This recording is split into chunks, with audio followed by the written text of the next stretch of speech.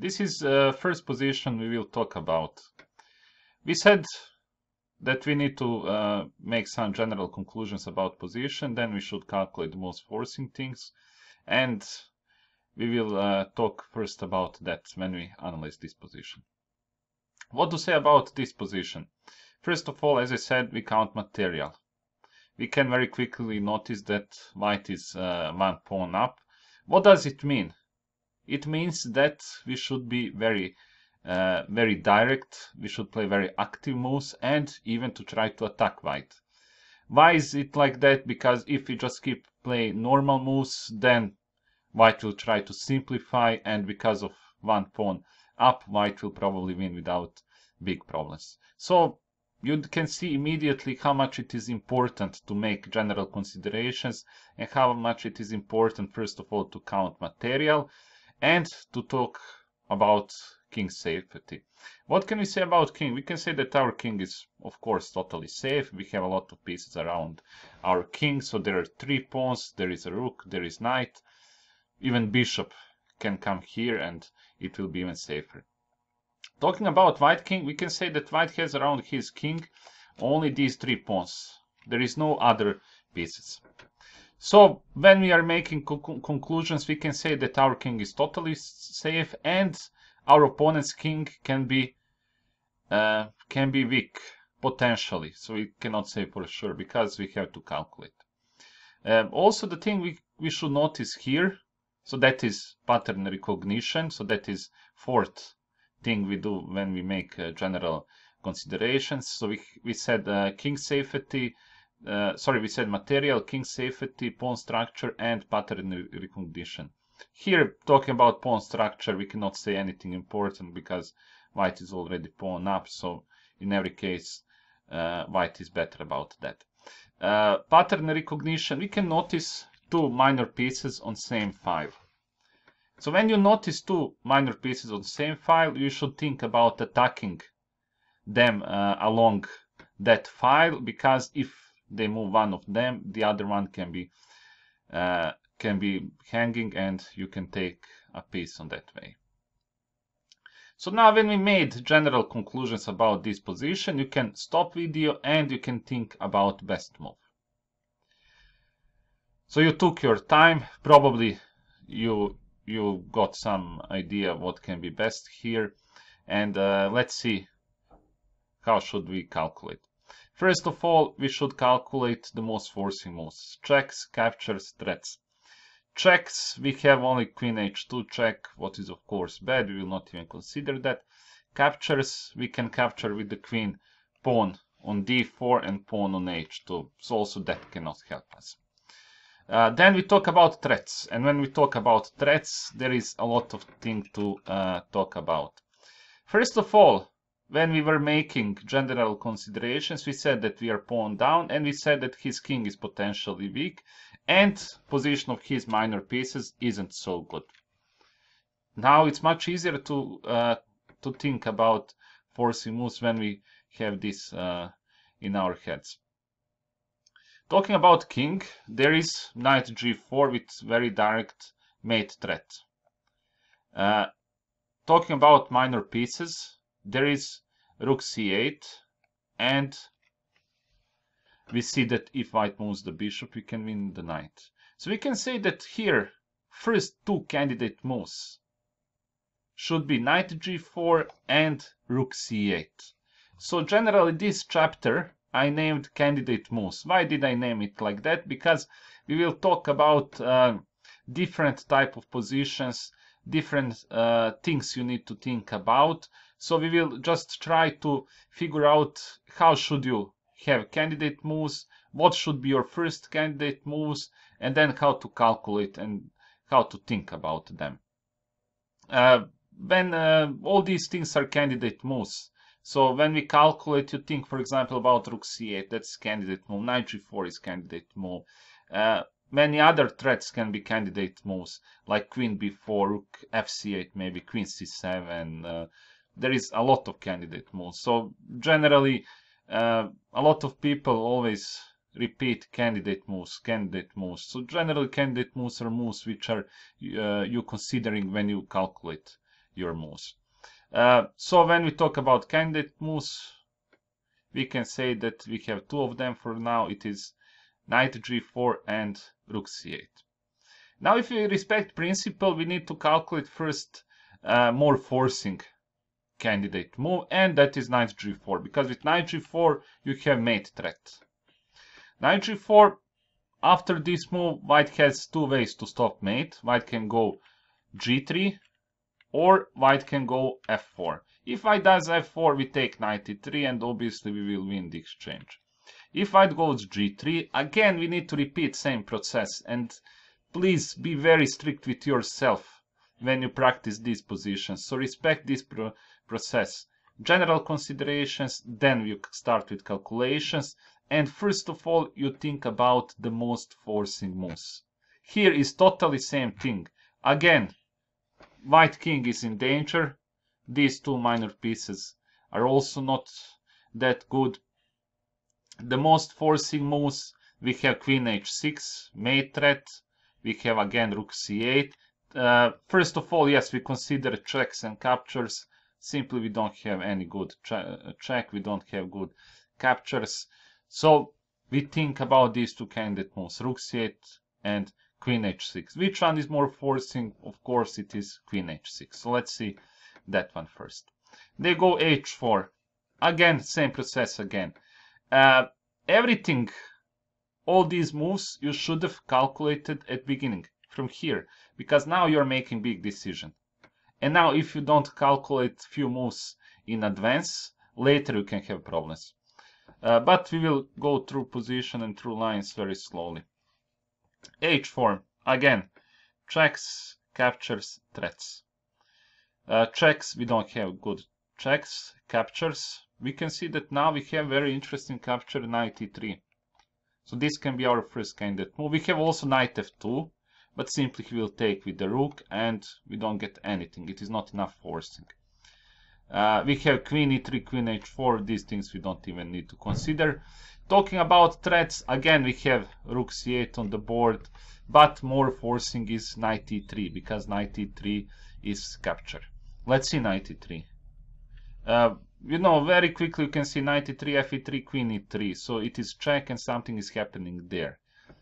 So knight e3, f e3, queen e3. Now white has to react. White has to probably move the king. And again, we calculate the most forcing moves. Checks, we don't have good checks. Captures, we have queen c3, and actually that is good. Rook c1, for example, for white. You can notice that our bishop is under attack. Also white's bishop is under attack. So after queen c3, white has to do something. White can take rook f5, but we will just take queen c4. Or white can try, for example, rook c1 to attack our queen, and now we have to play very forcing move to move queen b2. When white moves the king, we play bishop e4. And at the end of story, when you calculated all these things, again you have to make general considerations to say in that position I'm better, or it is equal, or my position isn't good, because otherwise how can you properly calculate if you don't know what is happening after, for example, 10 moves of calculation. So simply you have to have also general conclusions and considerations at the end of your thought process. Here we can say that black is almost winning. As I said, pawn up plus white king is in danger. If I trade queens, we should trade. We are pawn up, it's endgame, and also here we have advantage. So from beginning, we can say that we played only forcing moves, and we are either winning or we have a huge advantage because we are in endgame and we are pawn up. Now we can try to think about the last position from this moment. So now you can try to imagine all these moves in your head and to play out these moves. So we said knight g4, g3, again the most forcing move, queen h6, you're threatening mate. Then white has to play h4 to stop mate. Then we take knight e3, we are sacrificing the knight. f e3, we take queen e3. White moves the king away. then we take queen c3. Our bishop is under attack, but also white's bishop on c4 is under attack. When white does rook c1, we have intermediate check queen b2, and after queen b2 we will either trade queens on e2 or we will simply move the bishop, and we have massive advantage. So we played out all these moves, and that is best for blacks to do. Now we will see what is wrong in rook c8 and in other moves for black. To be honest, this position happened in one of my rapid games, so it was over the board tournament. I played against, I think, 2100 federated player, and I made mistake here. I didn't play knight g4, I played rook c8. To be honest, I calculated all these things. I calculated knight g4, I saw g3, I saw queen h6, I saw h4. All these things I more or less saw. And then somewhere over here I stopped calculating, and I said to myself, okay, nothing special will happen. So I will be like pawn up and excuse me, and I want more from my position. The thing I didn't mention here is rook f2, but rook f2 is simply bad. We just take on g3 and then we take on c3. So as I said, I calculated, and probably my mistake was that I didn't evaluate position properly at the end. So from this moment I said, okay, after, I don't know, king h2 at the end, this position isn't enough good for black. But actually I'm much better. And then when I made that conclusion, I said, okay, black is maybe slightly better. Then I started calculating rook c8. When you play rapid games or blitz games, this is my advice for you. And if you calculate very long variation, and if you are sure that after that long variation you have advantage, so even if you're slightly better, better choose that line than to go in something what is totally confusing, what is sometimes even risky, because in rapid or blitz, in these short time control games, we have to be very pragmatic, and sometimes even if you have very fast winning idea but which is complicated, sometimes we should not go into this. Sometimes we should just choose simple way, and that's all. So I thought that, okay, I can go rook c8, and then when they go queen b3, I can play with queen, something like queen c6 or queen c7. And I calculated queen c7, but then I realized, and this is good for you, so probably if some of you was calculating this variation, probably you missed white's next move. So if you thought that rook c8 is best move, probably you were thinking about queen b3, and after queen c7 you missed this move for white. It is very interesting that I saw also this in my calculations when I played the game. And I saw that after I take queen c4, white will have check, king h8, white will trade queens, and white takes on f5. I saw also this.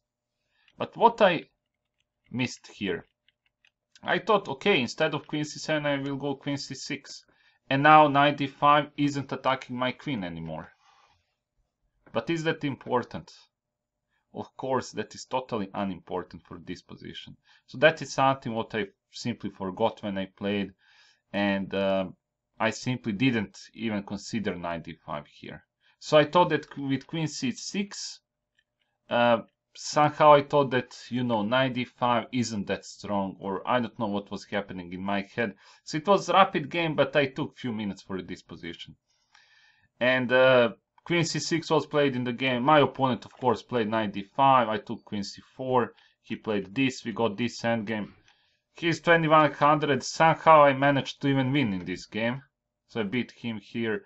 He played too quickly with his pawns. So we traded all rooks, and then he, I don't know, pushed the pawn to d7, for example, when my king was on f8. Then I just came closer with my king. I took that pawn, and slowly in endgame I managed to win somehow. This is about rook a8. Rook f8 is slightly better than rook a8, but also it is wrong. Why is it better than rook a8? Because in this variation, we have king f8, so we are not forced to go to h8. In endgame, it's better to have king closer to the center, so king f8 is better, white is gonna trade, and again, you know, white is much better, it is almost winning for white. So this is very nice position to show you for beginning, because you see, I made mistake here. If you spend for this position maybe between 5 or 10 minutes, and you got knight g4, if you say that you would play in your game knight g4, then you found better move than I found in the game. Simply, it happens to everyone to miss some things, and we have to be, again, I'm repeating this and I will keep repeating it, we have to be very strict with calculations, and very important is to respect process. So when I said first general considerations, you tell me that your material down, weaknesses in white position are king and these two pieces on same file.